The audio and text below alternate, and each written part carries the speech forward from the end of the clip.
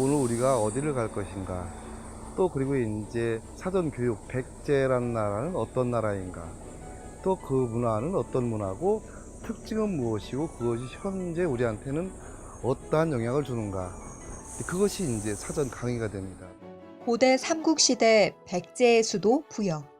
백제인의 흔적이 고스란히 살아 숨쉬는 이곳 부여에는 많은 유적지가 밀집해 있어 유적지 순환 코스로도 유명한데요. 백제의 흥망성쇠를 모두 담고 있는 유물들과 백제문화재연구원의 실감나는 설명을 통해 깊이 있게 들여다보고자 합니다. 여기 연꽃이 있거든요. 연꽃 사이사이에 물고기 같은 것들이 있고 가장 아래에는 용이 있는. 그리고 이제 이쪽 산에는 산 사이사이에 이렇게 신선들이 살아요. 그리고 상상 속의 짐승들이 살고 있어. 그래서 이제 이걸 박산 또는 봉황이 왔다 해서 봉래산. 때로는 이렇게 영지 같은 것도 있어요. 영지 버섯 같은 경우는 신선들이 먹는다는 거.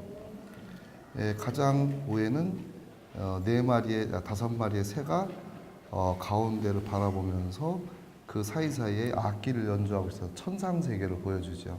우리가 겨울에 우리나라 산을 보게 되면 저 공제선상이 보여요.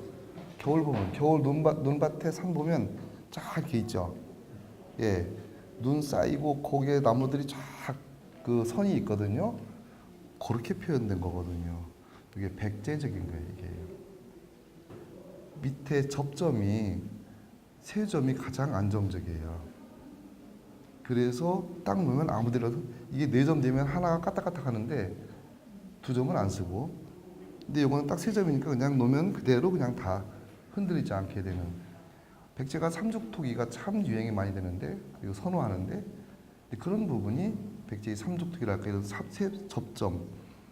향로는 저쪽 강당 쪽에 있는 공방터, 공방이라고 하면 대장간을 얘기하는 거예요. 이제 거기서 나왔는데, 거기도 어디서 나왔냐면 대장간 같은 데는 이렇게 물구덩이가 있어요. 왜냐면 데워 가지고서 두드리고 다시 식혀서 또 데우고 요 과정을 계속 반복하는 거거든요.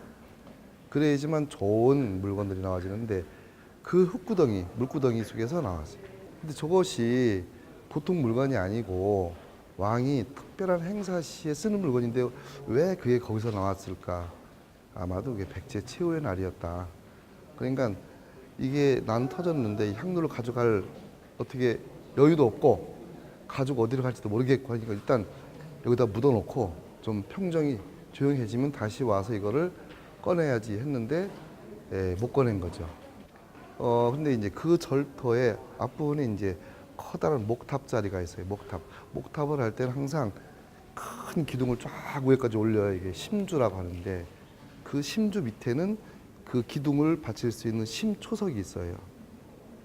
거기 밑에 여기에 있었어요. 이게 넘어진 채로. 이게 사리감이거든요.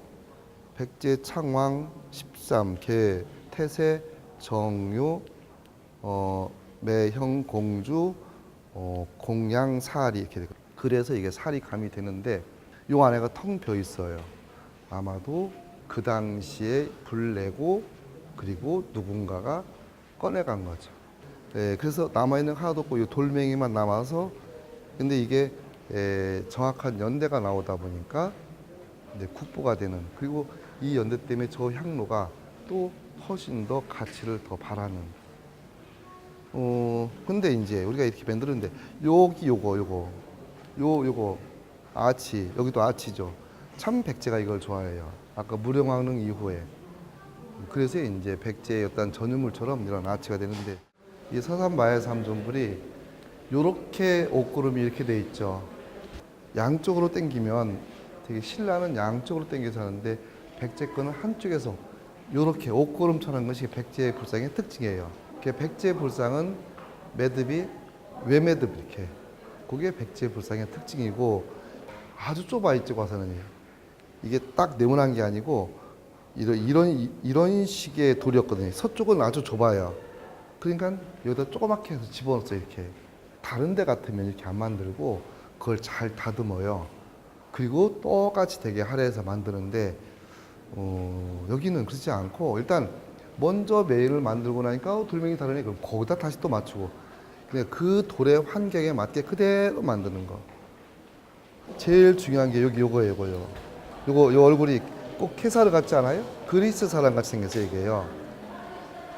왜냐하면 이거는 처음에 불상이 만들어지는 것이 그리스 영향을 받아서 불상이 만들어져요. 알렉산더 대왕이 동방 원정을 간다라 지방까지 와요. 간다라 지방이면 이 인도가 이렇게 있으면 인도 이쪽 그 서쪽 그 강 이 위쪽에 거기가 되는데 거기까지 와가지고 알렉산더 왔을 때 그리스 문화를 거기다 전달을 해요. 전달하니까 그리스는 이런 거 비너스 상이라도 이거 참 잘 만드는 그런 동네가 그리스거든요.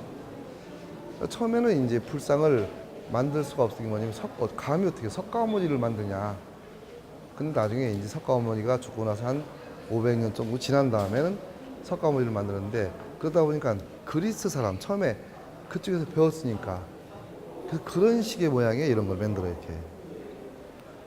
그 다음에는 점차 우리식 모양으로 만드는데 문제는 이게 부여 정림사에서 나왔거든요. 부여에서 간다라 양식이 중국을 거치자마자 바로 부여까지 온 거예요. 백제까지. 그거 보여주는 거예요. 다른 데는 없어요.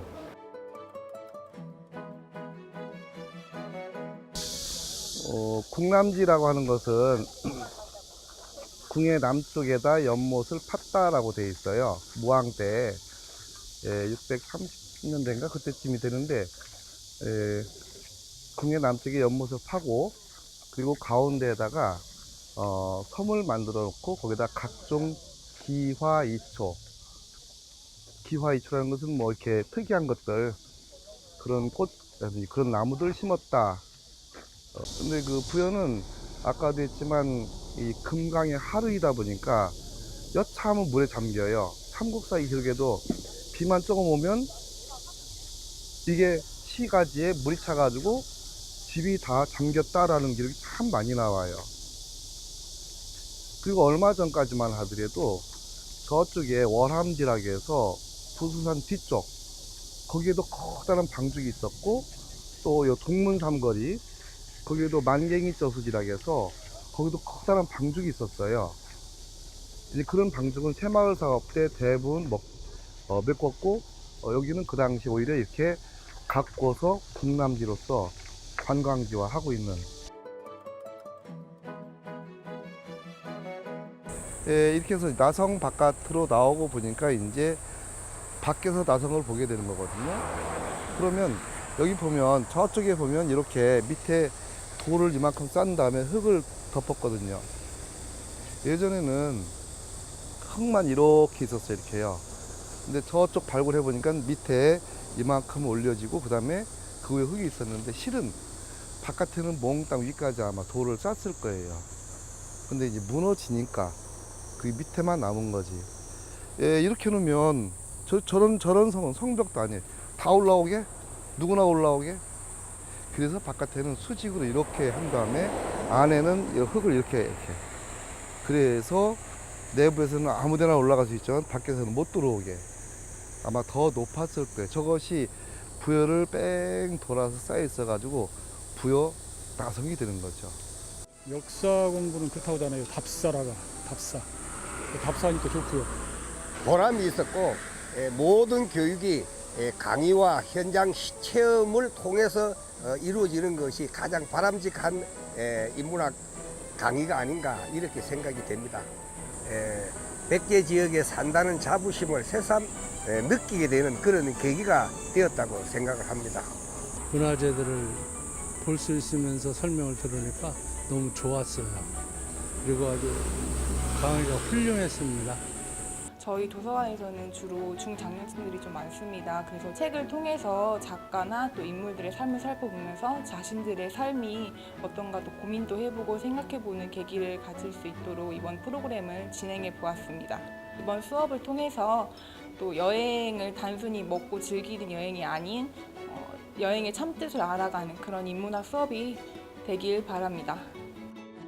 한 권 백제는 백제의 건국에서 발전, 멸망과 부흥운동, 백제인의 생활 전반과 그들이 남긴 찬란한 문화유산까지 백제의 역사와 문화의 흐름을 총체적으로 다룬 책입니다. 2017 도서관 기류의 인문학 프로그램을 운영하고 있는 홍산 공공도서관은 2014년에 개관해 부여 군민들에게 알 권리를 충족시킬 수 있도록 다양한 장서를 보유하고 있습니다. 또한 양질의 정보 서비스 제공을 위해 적극적으로 노력하며 이용자들이 독서 생활 문화를 조성할 수 있도록 장려하고 있습니다. 길이에